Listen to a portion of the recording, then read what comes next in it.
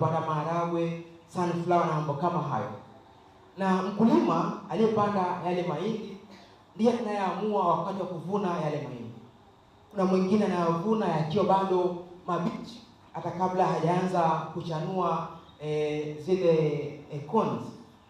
Anavuna kwamba nitakata mahindi haya niweze kulisha ng'ombe wangu, ama nitakata mahindi haya niweze kuyaweka kama chakula cha ng'ombe, ama niweze kuyauza kama chakula cha ng'ombe. Mwingine anasubiri kwamba yaweze kuwa mahindi mabichi, aweze kuyavuna akiwa mabichi, aidha ayachome ama aweze kuyachemsha. Mwingine anasubiri mpaka aweze kukomaa, ayavune, ayaanike nje, yapigwe na jua, aweze kupika ugali wake, ule ugali mgumu ambao ukikula leo unakula baada ya siku 3. Kwamba huyu mkulima hakuna ule uhuru, hakuna ule uwezo wa kufanya jambo lolote na ile mahindi ambayo ameweza kupanda yeye mwenyewe. Na ndivyo Mwenyezi Mungu anafanya kazi zake, kwamba anapochukua mtu anamchukua kwa wakati wake mwenyewe. Kuna wengine wanazaliwa tu leo na Mwenyezi Mungu aliweza kumchukua. Kuna wengine wanapewa wanakaa kidogo, anaingia nasari, Mwenyezi Mungu anaweza kumchukua. Mwingine shule ya upili, mwingine labda ameenda university, mwingine anaachwa, anakuwa mpaka anazeka, anakuwa shoshoni, kwa sababu Mwenyezi Mungu anaweza kumchukua. Kwamba Mungu kwa wakati wake ndio wakati mwafaka. Basi cha msingi ndugu zangu, tunapoanza na somo la Injili ni kwamba tuweze kujitahidi, tuweze kuwa tayari, kwa maana tujui siku wala saa atakapokuja Bwana. Na Yesu leo katika somo la Injili anatoa mfano wa watumishi ambao anasema kwamba heri watumishi wale ambao Bwana atawakuta kwamba wanakesha. Kwa maana yeye mwenyewe atawaalika katika meza yake aweze kujiunga naye katika karamu hiyo. Na mimi mwenyewe naamini binafsi kwamba Joseph alikuwa mtumishi mwema ambaye alikuwa macho Bwana alipokuja. Kwa maana alitoa huduma katika shule, katika kanisa, katika misa, katika vijana wa hapa, alisaidia kusoma mpaka ibada ya Jumapili kama padri hayupo. Kwamba Mungu alimpata anakesha. Swali ni kwamba je wewe utakapokuja kuchukuliwa utakuwa katika hali gani? Utakuwa unakesha ama utakuwa unalala usingizi? Leo hii tumekuja kumsindikiza kaka yetu hapa ili Mwenyezi Mungu aweze kumpokea katika makao ya milele. Neno hili kusindikiza ni kwamba unapotembelewa na mtu nyumbani, ametoka Mombasa au ametoka sehemu ya mbali, mara nyingi huwa tunamsindikiza mpaka stage. Na pale stage tunamwanza, tunamwambia haya basi, safari njema, tutaonana, salimia wale wa kule ambapo unapoenda. Na wewe mwenyewe unajua kwamba huyo ambaye anamsindikiza anaenda Mombasa, huyo ambaye anamsindikiza anaenda Nyeri ama anaenda mahali fulani. Wewe mwenyewe unafahamu kwamba anaendea wapi. Kwa hivyo leo hii tunapomsindikiza kaka yetu hapa, tunajua mahali anapoelekea, kwamba anaenda mbinguni. Basi sisi ambao tunamsindikiza leo hii, safari yetu ni hiyo hiyo ambayo tunaelekea, kwamba siku moja tuweze kukutana naye kule juu mbinguni. Mimi naamini kwa mahali alipo anatuombea. Cha msingi basi sisi tuweze kujitayarisha. Maisha yetu hapa duniani tusiishi kana kwamba we'll never die. You know, sometimes you have that assumption kwamba we are here to stay forever. Jana tu katika habari tuliona sehemu ya Loliondo watu 55 wameaga dunia. Hawakutarajia, hawakujua, lakini kifo kiliwapata mahali pale. Je, walijua kwamba atakufa? Hawakujua. Je, mwenyewe unajua kwamba utakufa lini? Wewe mwenyewe hujui. Cha msingi basi tuweze kujitayarisha. Naomba nitoe mfano huu wa meli ya Titanic. I think the last couple of weeks tumekuwa tukizungumzia kuhusu ile meli ya Titanic ambayo iliweza kuzama baharini. Meli hii ilipokuwa ilitengenezwa kwa ustadi mkubwa sana. Mafundi, maengineer, electricians wote walitengeneza meli hii kwa uzuri, kwa urembo, yani engines kila mahali tengenezwa kwa ustadi. Na nakumbuka kwamba ilipokuwa inafunguliwa meli hii kwa safari, yule commentator alisema kwamba behold the unsinkable ship. tazama meli isiyoweza kuzama. Na kweli ikafunguliwa, ikaanza safari yake. Naomba kwamba iliwekwa zile kuni, triple, the normal. Ile speed ambayo kwenda nayo iliwekwa maradufu kawaida ya mbio ya meli. Kwa sababu gani? Meli hii haiwezi kuzama. Kwamba in the mentality they think kwamba we'll reach safely wherever we are going. Kumbe Mwenyezi Mungu anapanga yake. Binadamu anafikiria vingine, Mwenyezi Mungu anafikiria vingine. Basi ndugu zangu wa Kristo, nakusanyika mahali hapa ni kwamba tuweze kujitayarisha. Kwa maana hatujui siku wala saa. Kwa njia kipekee tuweze kumwomba kaka yetu mahali alipo aweze kutuombea. Kwa maana maisha yake yaligusa wengi. Hasa huduma kwa kanisa. Alikuwa akosi misa. Alikuwa anatoa huduma katika nyanja mbalimbali za kanisa, katika vijana na mambo kama hayo. Je, mimi mwenyewe naweza kuiga mfano huo? Katika kanisa ambalo wale hudumu, je, unakuwa mwaminifu wa kanisa hilo? Mungu aliyekuumba, je, wewe unamtumikia ama unakuwa mvivu, unakuwa mlegevu? Tujifunze kwake basi kuweza kutoa huduma kwa kanisa. Mungu ambaye tunamtumikia, tusiwe wachoyo kwa vipaji Mwenyezi Mungu atujalia, la hasha. Bali tujitolee katika huduma, Mwenyezi Mungu ataweza kutubariki. Mwisho kabisa ni kwamba mama yetu Madam Monica, pole sana kumpoteza mwanawe, na Mwenyezi Mungu akutie nguvu ili kwamba uweze kupokea msiba huu kwa imani iliyo kuu, na pia familia kwa jumla, kwamba ni Mwenyezi Mungu ambaye ametoa. Na unapoangalia maisha ya Job, Mwenyezi Mungu alimbariki Job. Alimbariki na mifugo, alimbariki na mashamba, alimbariki na baraka nyingi sana. Lakini siku moja Mungu pale mbinguni na kikao chake, anakuja shetani, anamwambia Mwenyezi Mungu, huyu mtumishi wako unampenda sana, naomba unipe fursa niweze kujaribu. Na Mungu anamwambia kwamba haya basi, mchukue uweze kujaribu, ila tu usiguse ile roho yake. Na kweli Job aliweza kujaribiwa. Mifugo wake wote wakaanza kufa, mimea yake yote ikakauka, hata kidogo aweze kumwasi Mwenyezi Mungu. Mke wake mwenyewe vile vile alimzungumzia mabaya sana Job, lakini Job alisimama na ile imani ambayo alikuwa nayo. Basi Mwenyezi Mungu awajalie imani thabiti, ili kwamba haya matatizo ya ulimwengu huu yasiwatoe katika uwepo wa Mwenyezi Mungu, la hasha, bali mtumanie Mungu daima katika maisha yetu ya Kristo. Tumsifu Yesu Kristo.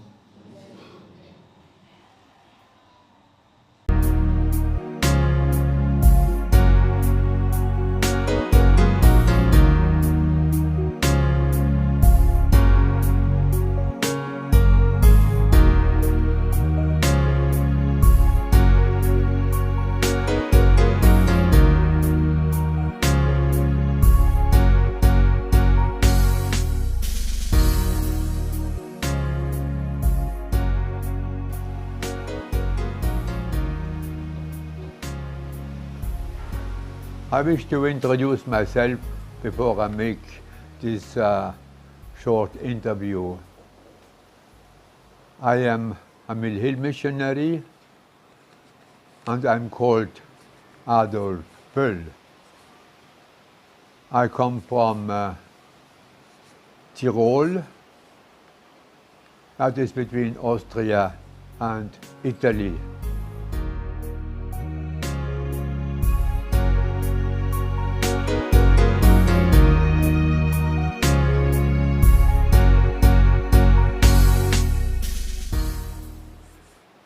I was ordained in 1966, and in 69 January I reached Kenya by ship.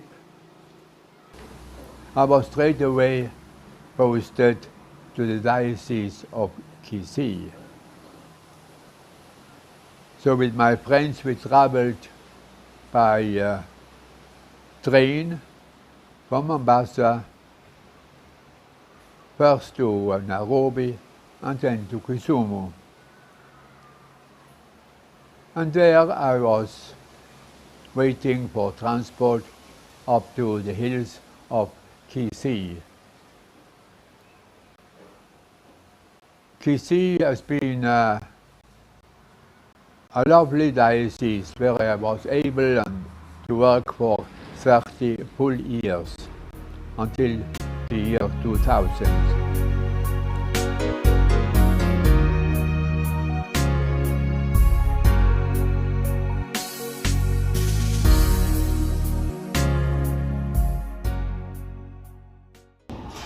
I'm Sister Margaret Bradbury, Franciscan missionary of St. Joseph. Also, they are known as the Mill Hill Sisters.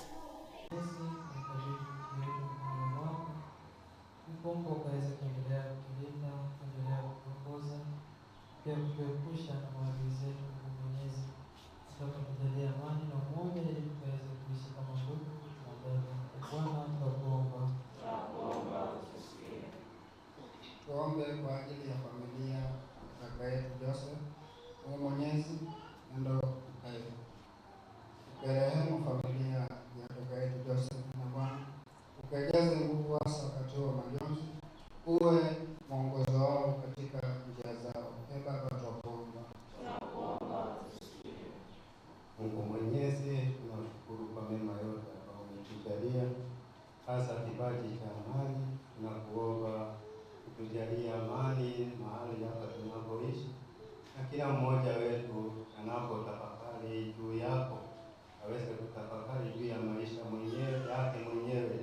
Na Mungu Mwenyezi, utujalie nguvu ya Roho Mtakatifu ili kila wakati uweze kusimama imara.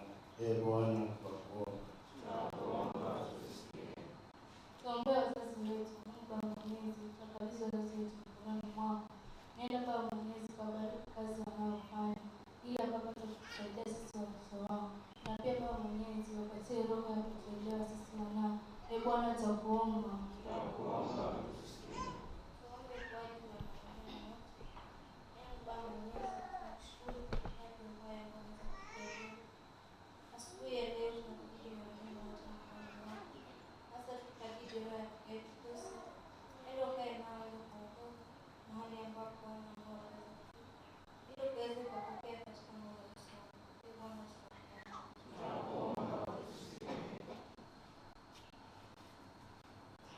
tunyamaze na kila mmoja wetu ndani ya moyo wake aweze kuomba mahitaji yake kwa Mungu pia.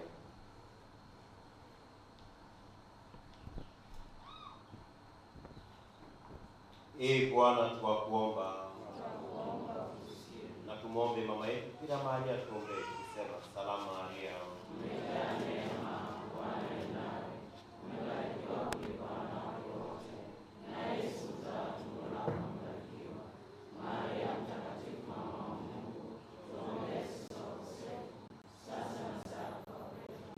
Mungu Mwenyezi wa milele, hayo ndio maombi yetu, yale ambayo tumeyataja na yale ambayo yako ndani ya mioyo yetu. Tunaomba utusikilize na utusaidie katika maisha yetu kwa njia ya Kristo Bwana wetu. Amen.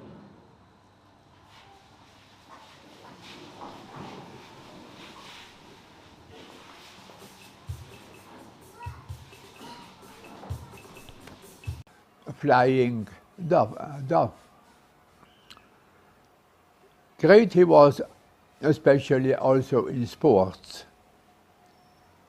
Strong as he was, tall as he was a very good basketball player. I also joined his team, and but he was all the time ahead. With his long arms and his body, he could almost put the ball right into the basket.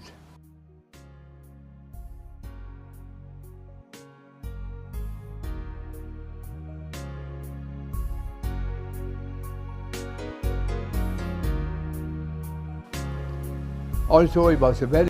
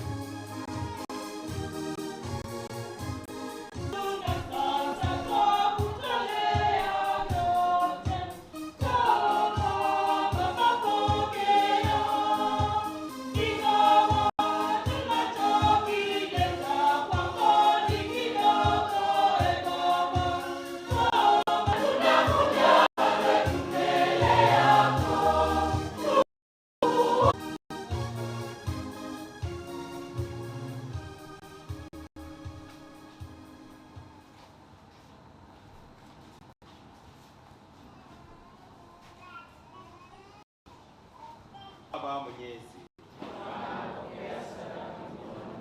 hakutia shaka kwamba mwanao na kumwona yeye aliye hakimu mwenye huruma, anaishi na kutawala daima na milele. Amina. Bwana awe nami. Tukushukuru wewe daima na kukote, e Bwana Baba uliye mtakatifu, wenye heri liliangaza wetu, ili sisi tunajua kwamba lazima tutakufa, tufarijiwe. Persona non gratis. So the government didn't want him anymore. So what did he do?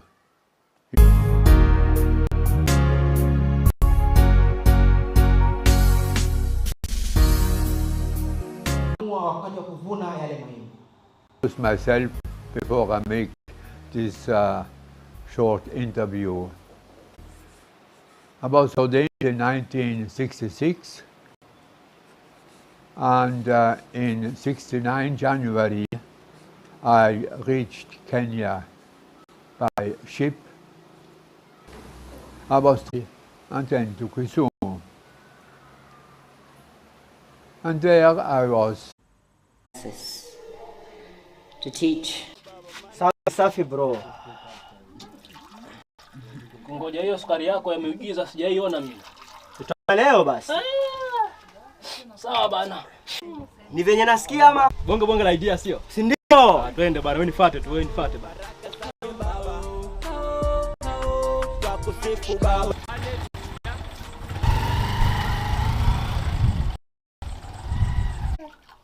Hii nusu yako kwa nini? Sasa uchumi umeenda bana. Waiter. Yey. Unasema unaitwa nani? Mimi? Mimi naitwa Lucy. Unaitwa Lucy? Una jina zuri kama venye ulivyo. Asante. Unasema unaitwa Lucy wewe? Lucy nani? Chukua yote.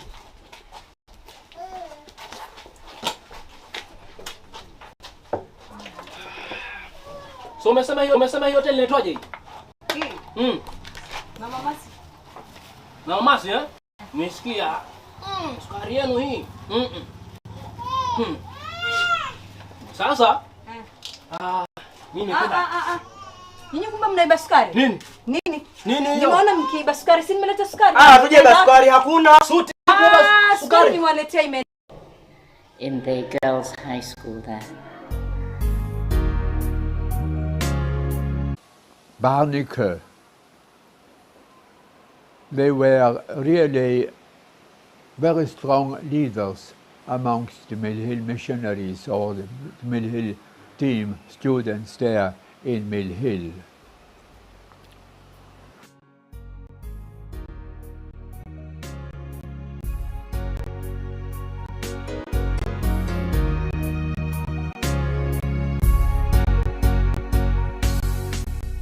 What very much surprised me the way how Kaiser talked, and I couldn't understand him because I was very poor in English at that time, and he was using this American dialect, American pronunciation, so I found it very difficult to follow him when he was trying to talk to me, and he was really after me trying to explain to me a bit better life in England and so weiter.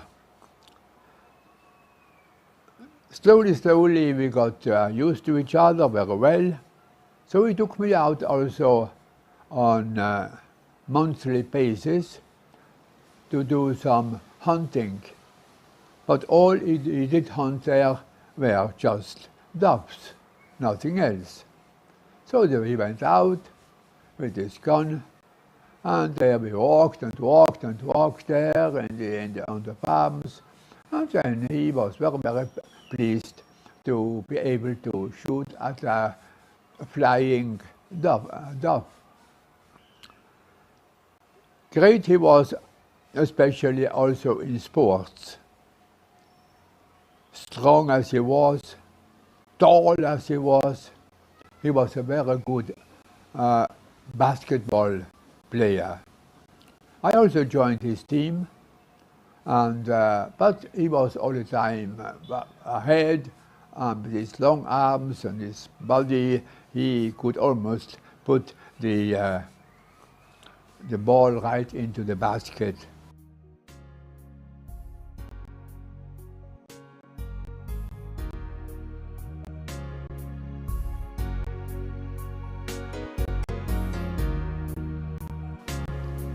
Also, he was a very good rugby player.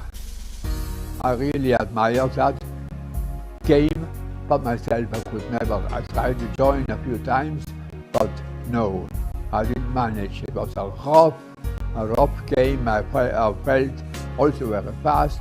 I could not, but I admired Father Kaiser, how he managed to play that. So I was ordained 2 years after him. When he was ordained, straight away he was sent to Kenya, to Kisii diocese. So when I got there, I met him there. At that time he was mainly teaching in the minor seminary of Rakwaro. But then, on weekends, on Saturday, Sunday, these young priests who were taking over the seminary, they were all doing pastoral work in different parishes, including in the parish where I started to be a curate, and that is near Bororo.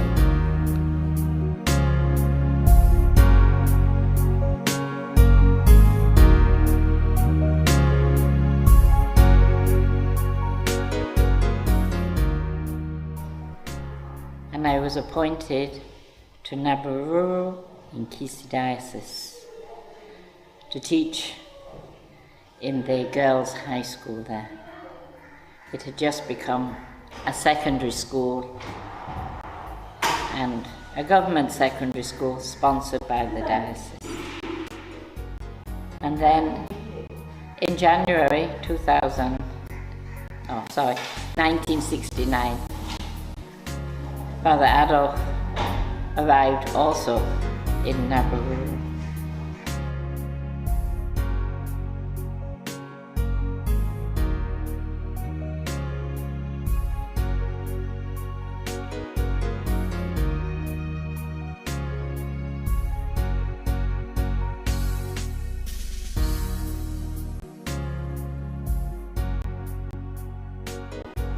Again, Father Kaiser, I found, was a missionary, a Mill Hill missionary, working in Kisii Diocese. When I arrived in Kenya, he was there. He had already left Nabaruru, but he had been there. And again, his mark was already left. Father Kaiser was a very strong man. And we heard he'd been a lumberjack in his early days, and he could build churches, big logs, big things he would carry and build the churches, build the outstations. Again, so there were many outstations in Kisii that Father Kaiser helped build. And again, he was very committed to working and upgrading the lives of people, all those he met. Another great love he had was for nature. To him, the Masai Mara was the next thing to heaven. And he would love to go there. He would take you any opportunity, he would take you to the Masai Mara, to be there, nature, to walk. That was his greatest joy. Father Kaiser, being there, teaching the seminarians in Rakwaro Seminary, also having a license of hunting, he provided regularly all the students with bush meat. He was a very good teacher, I hear, there in Raquare. They really loved him. They got used to his American pronunciation. I also got used to that. So we continued to be good friends.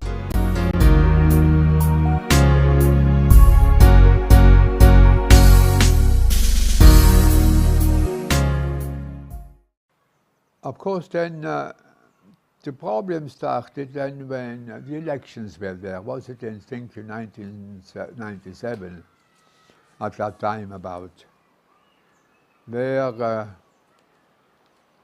idea was now to continue to have the one-party system, and other people said, no, we must have a chance to give other people also give them their opinions and so on. So at that time then things started to be very sad. Meanwhile, Father Kaiser was taken away from Nanguso, and he now went to the diocese of Ngong. And the first parish, which again he built completely new, was Lolgorian. There he went, and it was not very far away from Kilgoris, but the road there was very, very bad. But he went there and he built everything new. And but then, of course, problems started. Kilgoris was not far away. There was a politician there in Kilgoris. That politician was harassing young girls. He made the two of them pregnant. They were very young, school children, and they came then to Father Kaiser, and Father Kaiser then he tried to find out a bit better, and then he called upon the I think it's the women group, those who were defending the life of children. So he had connections then, made connections. Also went to Bishop, to Cardinal Lutunga to get his advice, what to do and so on. And yeah, then of course he then accused this big man, minister of that area, and then really trouble started. From that time then he was not anymore safe.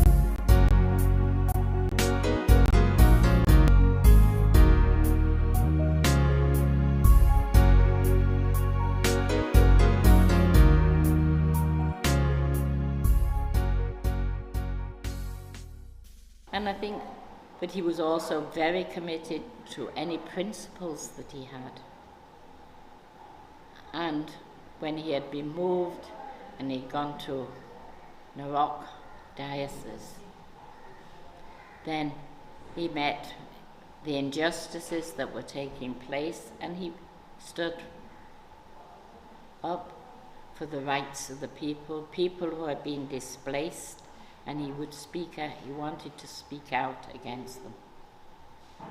So perhaps a very human, very personal thing was the government didn't like this, so they wanted Father Kaiser to leave. He was an American, and he forgot 1 year to renew his entry permit.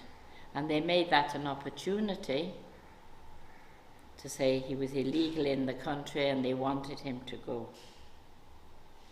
But people by then knew him for his work and how he stood up for justice and peace.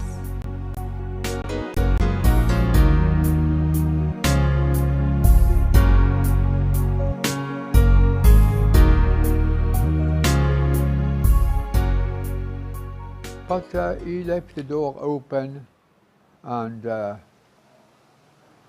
said, well, anyway, I must fight for justice for my people. And then also at that time was the time when many people were chased away from that area of Kilgoris. Mainly they were Kisi people. And so there were riots, there were burning down of houses, a lot of them. It was a terrible bloodshed. So many people came to our place there, different places for refuge. They had nowhere to go. Everything was lost and so and so on.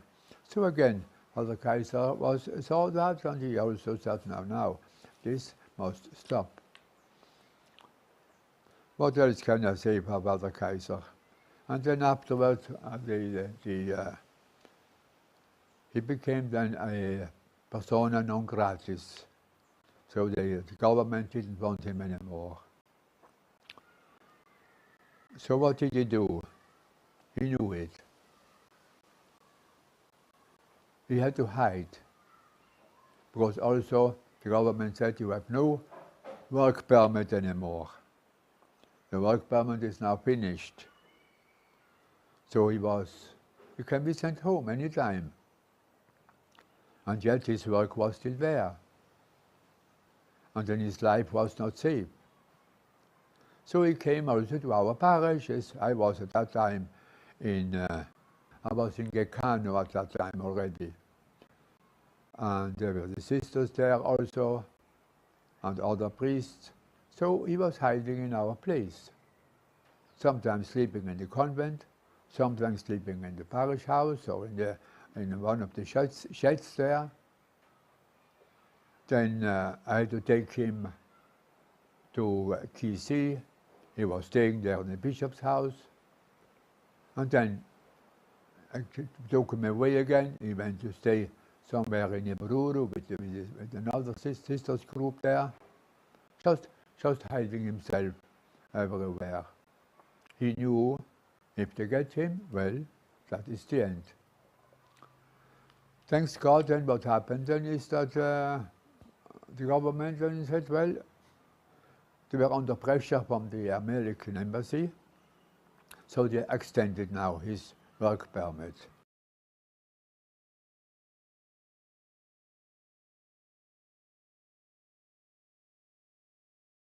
But we had to have him in hiding because we knew the government, the law enforcers were looking to get him out of the country, to displace him. So people were working around and trying. So they had him in hiding in different places, in Kisi, parishes and places. And eventually, because of the outcry, he was permitted to stay. And I remember it was Father Alleluia who had gone that night to fetch him.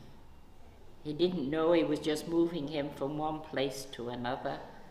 He'd come to Nabaru and said he was going to get Father Kaiser. I was the one who had a telephone. There weren't many telephones in those days. And so I got a phone call after he had gone.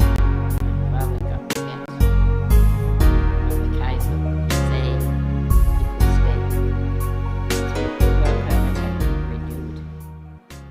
And then he was now, in a way, he was free. And from that time now, he was then going and stay with the landless, for the people, for the internally displaced people.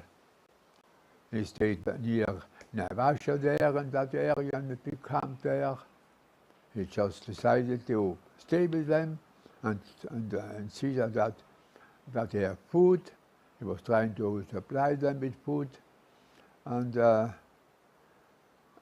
give them encouragement. And also that also the government would also say and see what was going on. And I remember one day he told me, when he was there, they came, I don't know, was it the police or was it the army? They came there and they just packed him into their car. They put him in the back of the car, just in the luggage place, closed the door and and drove him there to Mombasa, to Naivasha. There, near Naivasha, they let him go. So there he was, all by himself. And naturally, afraid that something, this was a good warning, a strong warning for him. But he continued going back again, and he did not give up. He had any connections also with the civil rights people, where he went. But now, much more I cannot say, because at that time then, I went home for leave.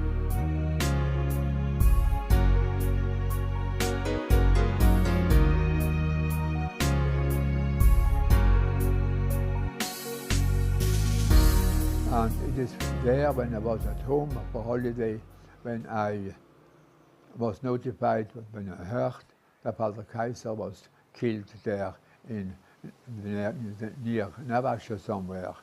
A very, very sad news for me at that time. But we was prepared, but we know, yes, something might happen to Father John Kaiser, to my friend. So naturally, when I came back, I went also to Naivasha, and I said also Mass there and prayer there before the signpost of Father Kaiser.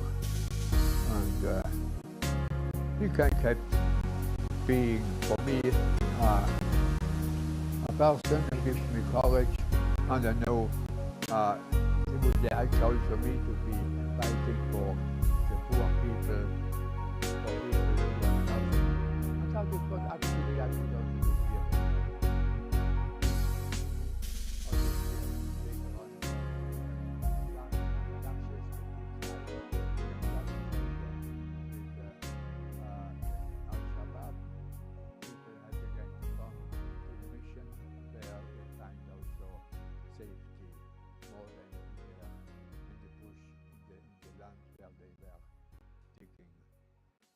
That is about all, I think. Yeah, but it's of course my ceaseless pronunciation and so on. Okay, yeah. I introduce myself first for my story. I'm Adolf Pöll, the place where I was working, and when I got my first appointment.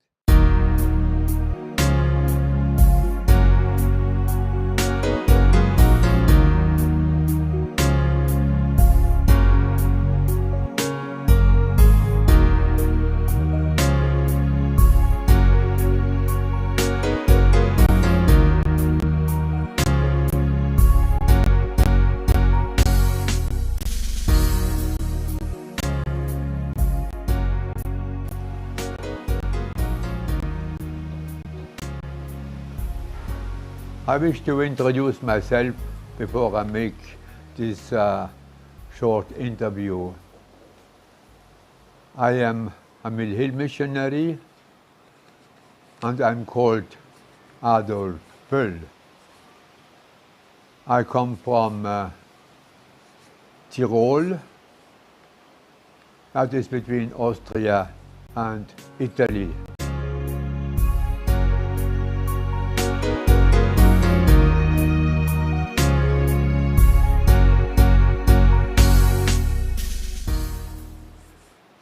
I was ordained in 1966, and in '69 January I reached Kenya by ship. I was straight away posted to the Diocese of Kisii. So with my friends we traveled by train from Mombasa, first to Nairobi and then to Kisumu. And there I was waiting for transport up to the hills of Kisii. Kisii has been a a lovely diocese where I was able to work for 30 full years until the year 2000.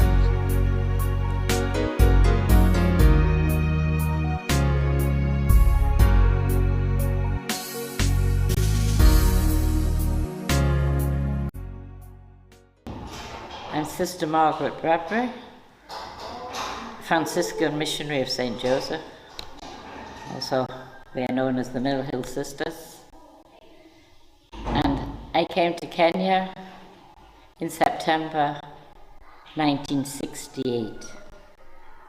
And I was appointed to Nabururu in Kisii Diocese to teach in the girls' high school there.